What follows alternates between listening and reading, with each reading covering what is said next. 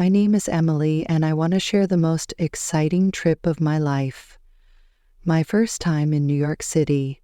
It was a dream come true, but nothing could have prepared me for the adventure ahead. I had always imagined New York as a city of bright lights, tall buildings, and endless energy. When I finally got the chance to visit, I couldn't believe it. I packed my bag with everything I needed: clothes, my phone, my notebook, and some snacks for the journey.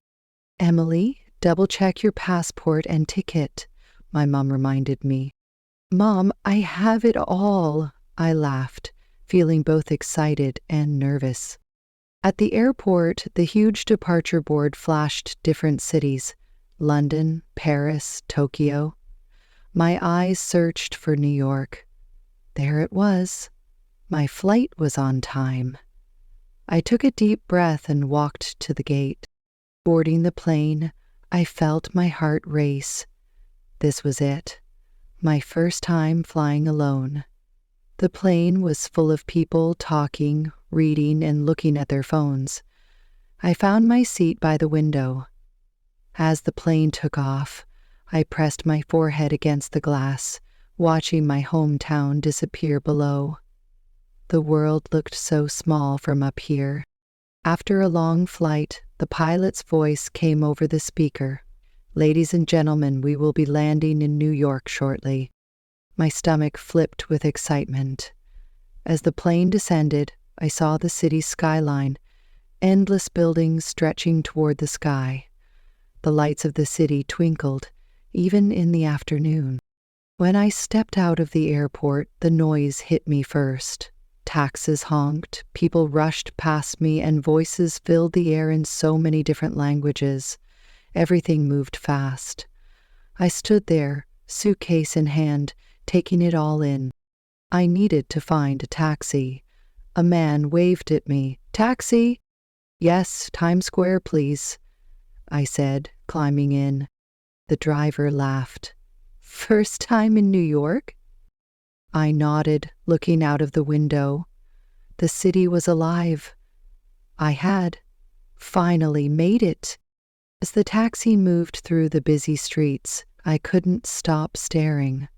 Tall buildings stretched toward the sky, their windows shining like stars.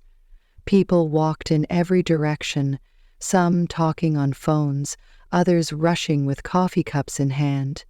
New York felt alive. "First time in the city?" the taxi driver asked again, glancing at me in the mirror. "Yes," I said, smiling. "It's even bigger than I imagined." He chuckled. "New York will surprise you every day. Just wait." As we approached Times Square, my heart raced. The moment the taxi stopped, I stepped out and gasped. Bright billboards flashed everywhere. Giant screens showing advertisements, movie posters, and music videos. The crowd was huge, and the energy was electric. I turned in circles, trying to take it all in. People from all over the world walked past, some taking pictures, others laughing with friends. The smell of hot dogs and pretzels filled the air. Street performers played music, danced, and even painted pictures right on the sidewalk. I wanted to see everything. My hotel was only a few blocks away, so I decided to walk. Pulling my suitcase behind me, I moved through the crowd, feeling like I was in a movie. Then, something unexpected happened. I reached for my phone to check the map, but it wasn't in my pocket. My stomach dropped. I stopped walking and searched my bag. Nothing. My heart pounded. I had just arrived, and I had already lost my phone. Taking a deep breath, I tried to think. Maybe I left it in the taxi? I ran back to where the car had dropped me off, but the taxi was gone. Panic set in. How would I find my hotel? I looked around, feeling small in the giant city. I had to stay calm. I remembered the hotel's name. Maybe someone could help me. I walked up to a street vendor selling hot dogs. "Excuse me, do you know where the Grand Hotel is?" The man smiled. "Ah, just 3 blocks that way. Can't miss it." Relief washed over me. "Thank you so much." As I continued walking, I laughed to myself. New York was already teaching me lessons. Stay alert and never panic. I finally reached my hotel, tired but excited. The lobby was grand with shiny floors and tall glass windows. People checked in at the front desk, and I joined the line, still thinking about my lost phone. "Welcome to the Grand Hotel," the receptionist said with a smile. "How can I help you?" "I have a reservation under Emily," I said. She typed on her computer. "Yes, we have your booking. Here's your key. Enjoy your stay." I took the elevator to my room and opened the door. The view was breathtaking. From my window, I could see the streets below filled with people and cars. Even though it was late, New York was still awake. I had no time to rest. I wanted to explore. I grabbed my wallet and walked out of the hotel. Without my phone, I had to rely on street signs and friendly strangers. The city was bright, loud, and full of energy.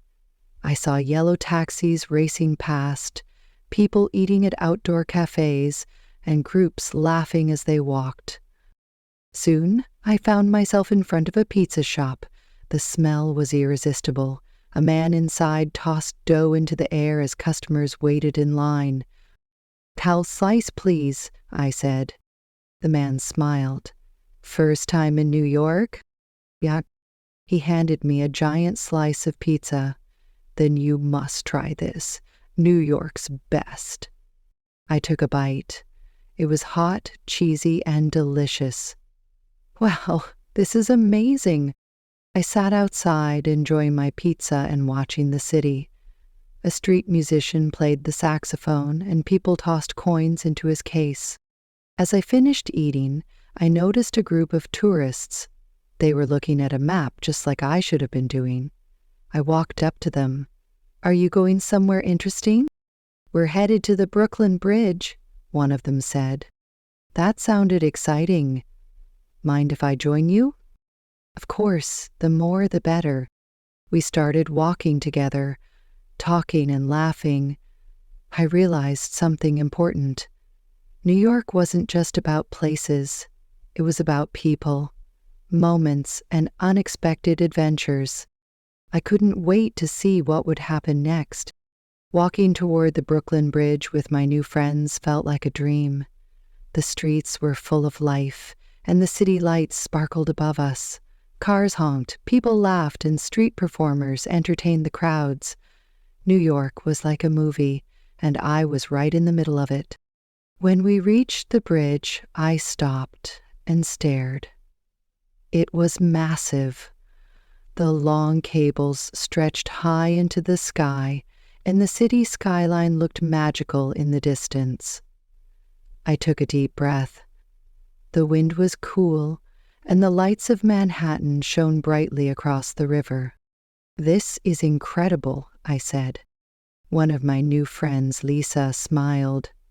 "New York has a way of making you feel small, but also full of possibilities." We took pictures, shared stories, and enjoyed the view. I had lost my phone earlier, but I didn't even care anymore. This moment, right here, was perfect. After a while, we decided to grab dessert. We found a small bakery selling warm chocolate chip cookies. The smell alone was enough to make my mouth water. I took a bite, and it melted in my mouth. "This is the best cookie I've ever had," I said. Lisa laughed. "Me? New York always has surprises." As we walked back toward Times Square, I realized how much I had learned in just one day. I had lost my phone, taken the wrong train, and gotten lost. But I had also made new friends, eaten amazing food, and seen some of the most famous places in the world. New York wasn't just a city, it was an experience.